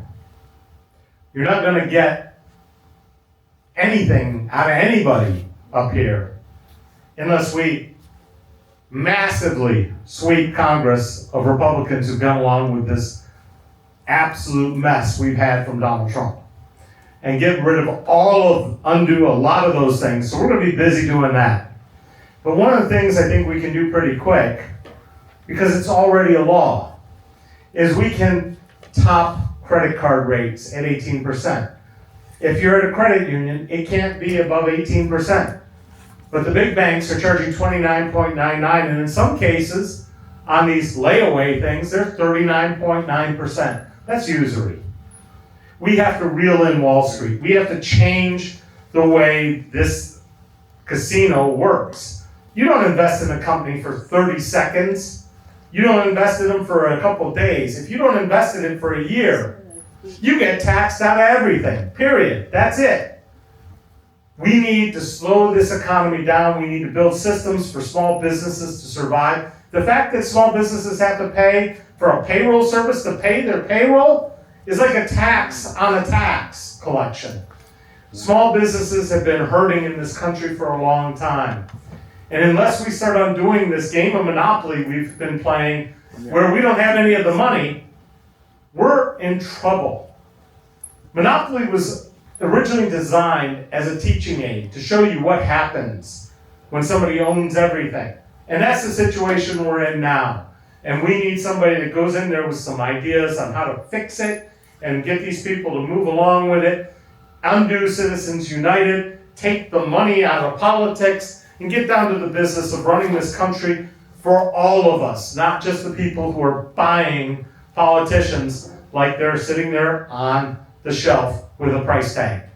My name is David Esrati. I've got a blog, Esrati.com, which covers 20 years of political mischief in Dayton. My website's Elect Esrati. I've got videos of things on my YouTube channel at Elect Esrati. Please visit, check things out, and tell your friends. Thank you. Hello, so my first bill I will introduce would deal with child care. Because child care isn't a luxury, it is infrastructure for working families. I will introduce that bill to cap child care expenses for working families and also properly fund them so we can pay our child care workers. Because child care workers at my children daycare center, they get paid $9.50 an hour. That's ridiculous. And many of them have families as well. And if they was not working at this specific child care center, they would not be able to afford the child care that they're getting at a discounted rate. So that would be my first bill. And that is my bill because working families are doing everything right, but they find themselves falling behind. And that's because we have politicians in Washington that forgot who they serve. Well, I'm going to be that politician that fights back for working families. In 1963, it was this man by the name of Dr. Martin Luther King. He said that he had a dream, and his dream was a civil justice dream, that if you're going to be judged, that you shouldn't be judged by the context of your skin color. Working families have a dream as well. And it used to be called the American dream. But right now it sounds like it's the American nightmare that we all are living. And we have a dream that if you work hard in America, you should be able to afford housing, you should be able to afford childcare, you should be able to retire with dignity. And you should have opportunities right here in your community. And that's what I would do in Washington. I'm ready to go to Washington. I'm ready to fight for you. I'm ready to bring back the glorious days that we once seen before, that we know we can get back to. We can't do that with people that already ran for Congress and lost. We can't retire someone in Congress with retired people. We have to get someone, this election in May is about getting someone that can beat Mike Turner, not someone that already lost against Mike Turner, not someone that's going to become Mike Turner. You need someone with energy. You need someone that's going to fight Mike Turner. And I'm the only candidate that can do that. So vote for Manuel Foggie on May the 5th. May the 5th happens to be Cinco de Mayo. My name happens to be Manuel. So the day already picked me to win, I need you to pick me to win as well. Again, my name is Manuel Foggie, and thank you. All these folks up here have great suggestions, great recommendations. But one thing you gotta remember is you gotta have the bucks to make anything happen. Right now in the United States, we've got a national debt of $39 trillion. Our interest on that debt each year is $1 trillion right now, which is more than we're paying for defense, more than we're paying for education, more than we're paying for Medicare. So the question is, how are we gonna generate revenue? And there's several ways of doing it. One way is to tax people more. Well, people are being taxed pretty heavily already, especially at the lower quintiles, as they broke it up by the labor statistics people to break that up. Now, the wealthy, they're not getting taxed at all. The reason for it is that they don't pay income tax. That's not how they get their money. They get money through capital gains. So we need to, first thing I would do, the very first thing is to go in and revamp the tax code of the United States. It is completely broken. And let me just read it. I was thinking about this morning, in fact. And here it says right here, 88 corporations, 105 billion in profits, 0 income tax. These are the leading companies in the United States, and they pay 0 income tax. That's not right. Most of the money that comes into the United States for the Treasury comes through taxation of us, income tax from us, individuals. So how are we going to raise more revenue? Well, you can grow the economy, pretty tough to do in today's environment. You can cut benefits, and we haven't had a balanced budget since 2002. We're doing deficit spending, and our debt is going up every single day. So we need to generate revenue somehow. So what I'm going to propose on day one is this, a token tax. So what is a token tax? Yes, artificial intelligence is coming at us. There are 7 trillion tokens, this is the way AI is broken up into tokens, that are generated every single day. If we taxed a fraction of that from commercial users only, not individuals, but commercial users, if we taxed a fraction of the tokens, each one of them, we can make billions of dollars. Billions of dollars that can be put back to programs like Medicare, Medicaid, SNAP, those social network programs that are so essential for people out there, to working people. We could raise minimum wage, maybe have a federal minimum wage, that'd be great. We could do a lot of things with this extra bucks coming in. But the first thing we've got to do is revamp the tax code. It's completely broken. We've got to get rid of the tax loopholes that everybody uses, right? And then we got to implement this token tax. Is it going to be easy to do? Absolutely not. It takes courage to do that. I'm willing to put the job on the line. That's okay. A lot of people go up to DC, they want to make it a career. That's not for me. I'm there to help American people live better, do things right for this district. So vote for me. My website is Jan Kinner for Congress. Take a look at it. Do a comparison about these folks up here who are providing hollow promises. They've got no mechanism about how they're going to do it. They're going to make you a promise, but how are they going to do it? They won't tell you. My name is Jan Kinner. Please vote for me on 5 May.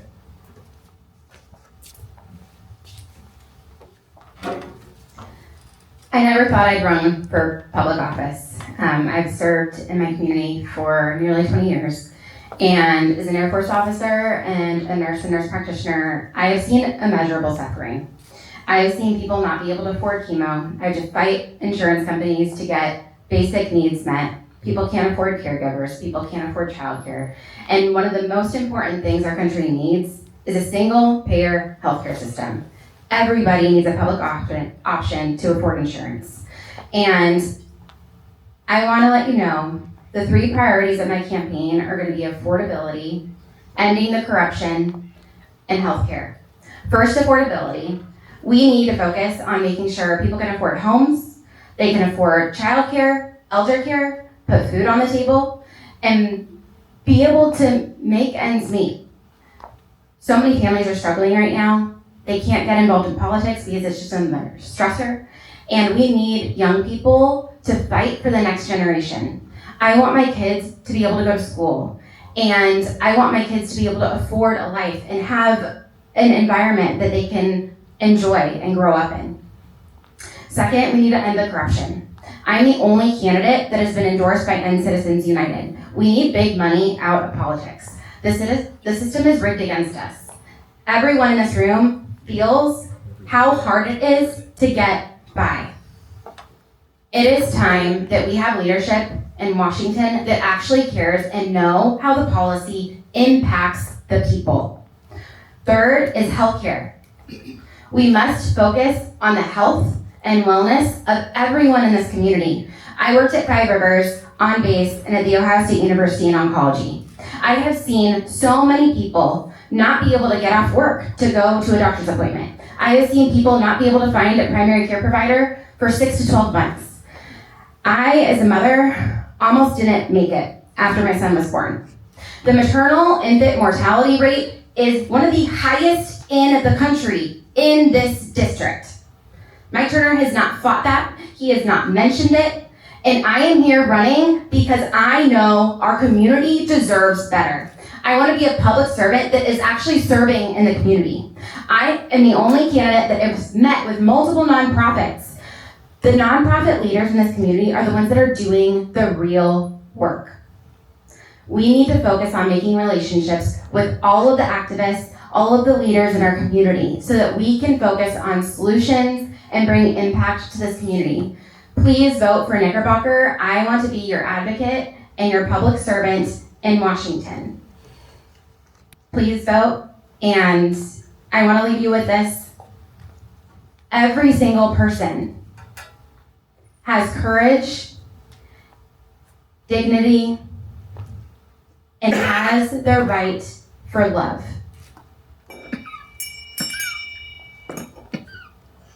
Thank you. Thanks for being here tonight. I can't believe I'm the only guy that's going to say this. Day 1, articles of impeachment. Obviously, that's the first thing I'm going to do. Did you say that? I missed it? Yeah, I said that. Oh, I was just so he and I, articles of impeachment. Secondly, rolling back the tax cuts for billionaires that were given because we cut $1 trillion out of Medicaid and we cut $186 billion out of food assistance. Got to roll those back. As an electrician, I went door to door across this district for over a decade. Went into over 893 homes in their house doing whatever electrical stuff you would need done. Maybe a ceiling fan needs, whatever it is. And I'm standing there working in the kitchen and I would see the late notices stuck on the fridge with a magnet. I would overhear the conversation in the next room about how I'm going to pay Tony his bill when I can't pay my car payment. And it got worse and worse and worse as the years got by. Seniors cutting their pills in half is not an accident. Families, parents putting food back on the store shelves is not an accident. Young adults working full-time jobs, moving back into childhood bedrooms is not an accident. These are choices that were made. And the people of this district deserve the congressman who made a different one. I will be that congressman. I talked to a machinist out in Fairborn who said he has a hard time planning his life because he works at the Air Force Base as a civilian contractor. And every time this government shutdown comes down, his income is disrupted. And how can he plan his life when this happens? We need guarantees of funding for these people whose lives depends on that. There are 38,000 people working at the Air Force Base. 8,000 are military, 30,000 are civilians. We need to protect those civilians. Attention library guests. The library will be closing in 30 minutes. Please make your final selections and proceed to the exit. Atención visitantes. La biblioteca cerrará en 30 minutos. Por favor, hagan sus selecciones finales y diríjanse a la salida. Attention library guests. The library will be closing in 30 minutes. Please make your final selections and proceed to the exit. Atención visitantes. La biblioteca cerrará en 30 minutos. Por favor, hagan sus selecciones finales y diríjanse a la salida. Thank you. So, 38,000 people work at the base, 30,000 of them are civilian contractors. Mike Turner goes to the base every 2 years and waves the flag about how he protects the base. Then he goes back to Washington, and behind closed doors, he votes with his Republican friends to cut VA benefits. His entire branding is the base, and the base is very important. Biggest employer in Ohio. Nobody up here will ignore the base. But I won't ignore the other 750,000 people that work here that have nothing to do with the base. We need to look out for them, for the single mother who stands at the pharmacy counter, not deciding which prescription she will fill, but if she can afford to fill any of them at all. The airman who gets up in the morning and wonders what the budget cut's going to do to his current project, his current mission, lacing up his boots at 5 a.m., putting his life on the line. I don't just want a seat at the table. I want to flip the table over and rebuild the table for the people who built this country. I'm not going to Washington because I think I deserve it. I'm going to Washington because they do. For the single mother, wondering how she's going to pay for her medication. For the airman lacing up his boots. For everybody in this district who feels like they're not being represented. For too long, Mike Turner and the other fellow insiders in Washington have mistaken our patience for acceptance. That ends in November. My name is Tony Pombo. I am running for U.S. Congress. Please vote for me. Thank you.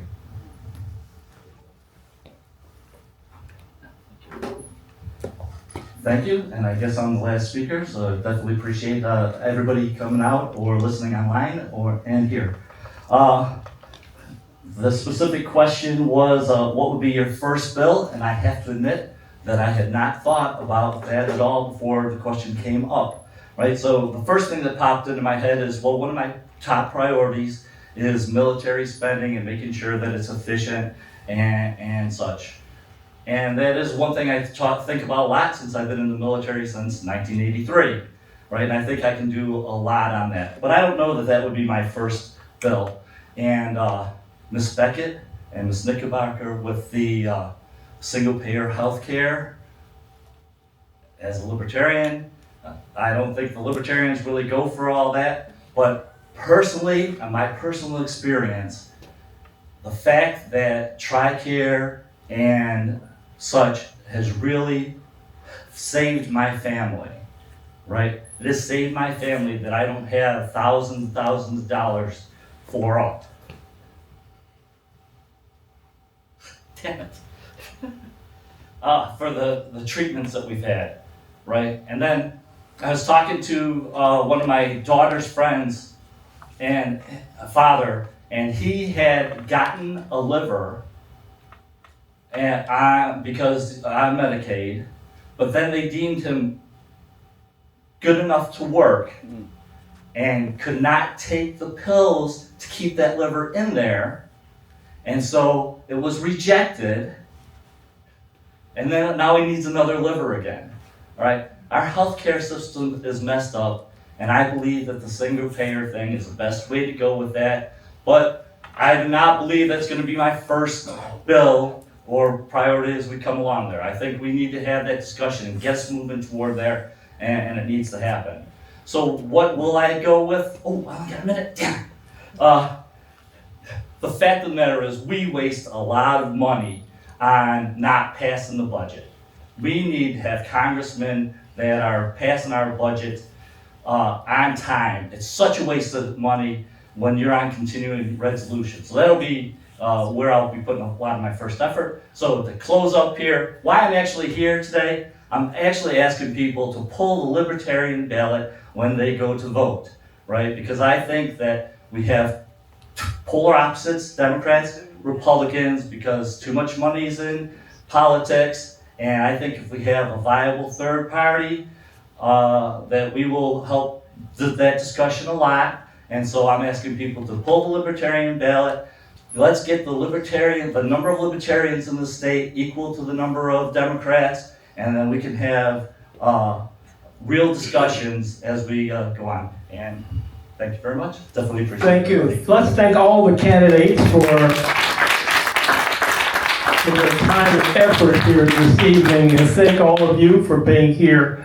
There were several things, as NAACP state president and second VP under President Forward, I heard us talk about the environment was one. These data centers is another one that I hear a lot of. I think Columbus is going through that right now, and we're taking a look at and determining where we're going to be. Immigration. My friend and colleague, Denise Williams, is faced with that right now in Springfield, and she and I talk on a regular basis, and she's still struggling with that. And a personal friend, she and I worked together in the courthouse in the early 70s, and she's from Dayton, so she's a personal friend, and she's been under attack, and so our prayers go out to her as she continues to struggle with this issue. ISIS, Mr. President, you're going to talk about Monday's meeting? ISIS, isn't that our topic? Okay, he's going to tell you about our Monday meeting. I really appreciate my team for being here, for keeping me on task, and VP really always wants to share some thoughts with me and others. Go ahead. Thank you. I'm gonna talk about 293.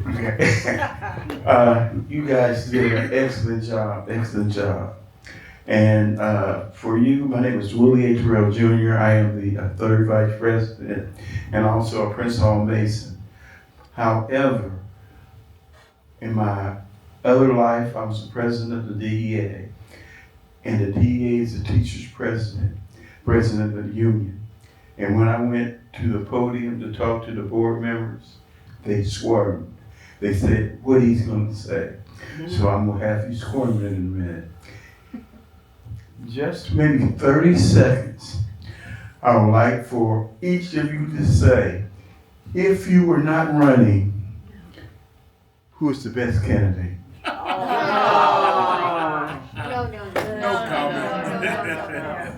No, not fair. Thank you, Mr. They said it's not fair, so I got you squirming. Thank you. So, thank you, VP. Just for those who are listening, we, the League of Women Voters and NAACP and others have been on the campaign trail to let you know there have been some changes in the law. And House Bill 293 made those changes. And we were recommending that if you're going to mail in those ballots, you mail them in by this day, 2 weeks before the November election. My recommendation is still that. If not, drop them off. If you've asked for the absentee ballot, drop them off. If you're going to vote, as the league's language is, make a plan. Your plan should say, are you going to early vote and a vote on election day. So I'm just reminding our listening team, audience, make a plan. This election is so important, and as these individuals have pointed out the role they want to play in this election. So, a new law, you need to make a plan. If you need some help, call the office, 937-222-2172. We'll be more than glad to give you the plan. You have to make the choice. One of you we'll see in September, right? Our candidates? No, we have a candidates forum for our candidates running in the November election, the 4th Monday in September. Yeah, I'll be here. So one of you will be here along with Mr. McMasters and somebody else. I thank you for making my job a lot easier. It's easy to moderate than to referee. And so I thank you for doing that. And with that, everything cool? We're okay here? All right. Mr. President, turn it back over to you. Yes, and my closing remarks is, when I asked the question about the three different areas, rural, suburban, urban, and really what I was talking about is something that I believe you just stated a little while ago. You talked about Wright Pat Air Force Base, where my mother worked at for 35 years and retired with full honors and had a flag that flew over the Capitol and all those good things during her retirement. So what I was trying to really get at is you kind of touched on it. You said, well, yes, it's important. Everybody's going to focus on Wright Pat because it's a larger employer in our state.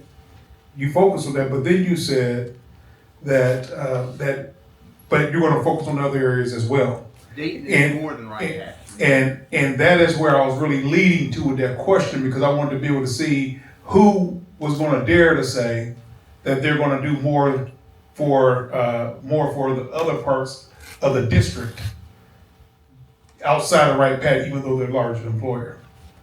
And nobody really hit on that. Nobody really picked up on that. I'm kind of shocked about that. But at the end, outside of everywhere else. But at the end, you mentioned it a little bit.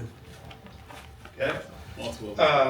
Then the other piece of that was, I would like to offer this, and first of all, say thank each one of you, because when I made the phone call and or sent you all an email, everybody responded. All of you all responded and said, we'll be there, I'll be there to participate in this candidates forum. May 5th primary is just a week and a half away, 10 days. So I think it was very important for you all to be here so that the listening audience will have an opportunity to hear you state your case. Did you bring these? And so with that said, I heard someone else say that they want to be our advocate, and that's the word of the NAACP, advocates. We are advocates. We are activists. And before May 5th, before a decision is made, especially for you 6, because out of 6, 5 is going to be eliminated on May the 5th. He'll still be in the game heading on to November. But my hope is that each one of you believe in civil and human rights enough to consider becoming a member of the Dayton branch NAACP before May 5th. Not if you win, but to let us know that you agree and you support our civil and human rights organization here, that is a 110-year-old storied institution inside this community. We'll be 111 years old on May the 10th. So I want to be able to see which one of you are going to exercise leadership in between now and May the 5th to let us know that you are really all in with civil and human rights. And I have applications. And so with that, I want to tell the audience, thank you for coming up, showing out, listening, being involved, being engaged. Thank all of you once again for being involved and engaged. And we wish all of you well at the polls on May the 5th. May God bless you. May God bless the NAACP. and may God bless the United States of America. Thank you very much, everybody.